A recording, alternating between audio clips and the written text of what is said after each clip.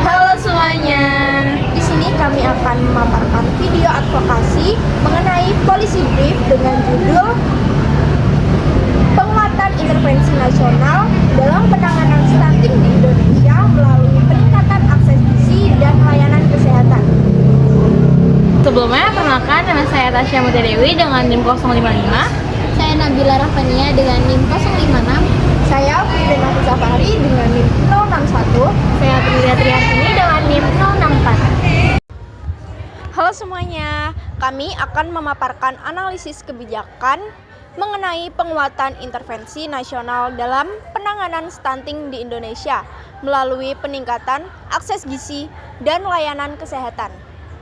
Masalah stunting di Indonesia merupakan isu krusial karena berdampak langsung pada kualitas sumber daya manusia di masa depan.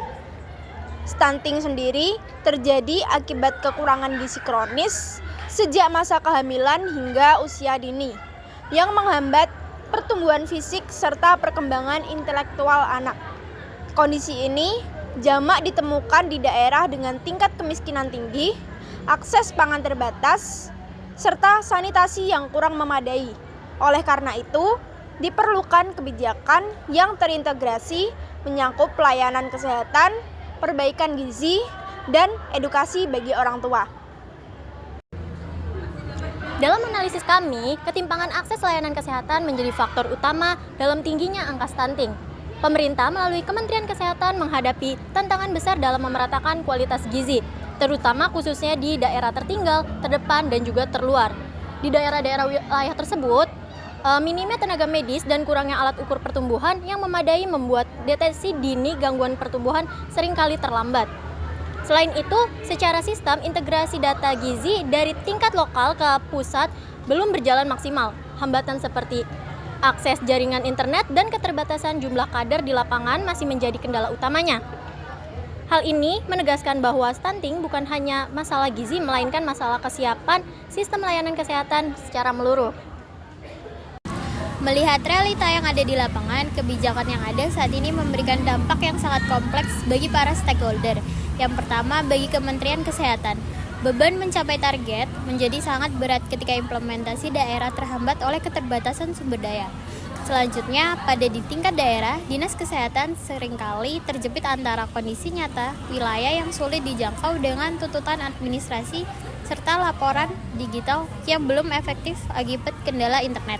Sementara itu, bagi tenaga kesehatan dan kader posyandu, mereka menghadapi resiko beban kerja yang meningkat tanpa dukungan pelatihan dan alat standar yang mencukupi. Dampak paling nyata dirasakan oleh masyarakat pada kelompok rentan di wilayah terpencil, di mana akses layanan belum merata dan pemahaman terhadap intervensi gizi masih rendah karena pendekatan yang dilakukan bersifat top-down. Sebagai solusi atas permasalahan tersebut, kami merumuskan beberapa rekomendasi yang sangat strategis. Yang pertama itu, pemerintah perlu memperkuat pendekatan pada periode 1000 hari pertama kehidupan sebagai fase paling krusial. Kita dapat mengadopsi praktik dari negara maju seperti Jepang dan juga Swedia yang mengintegrasikan pemenuhan gizi, layanan kesehatan, edukasi keluarga, hingga dukungan sosial ekonomi. Kedua, program makan bergizi gratis harus diintegrasikan dengan intervensi lain seperti pemantauan kesehatan rutin, bukan hanya sebagai solusi tunggal. Yang ketiga itu ada penguatan sistem data gizi berbasis digital yang sangat diperlukan untuk deteksi dini yang lebih akurat. Terakhir, dukungan ekonomi melalui bantuan sosial bersyarat penting diberikan agar masyarakat mampu memenuhi kebutuhan gizi secara mandiri.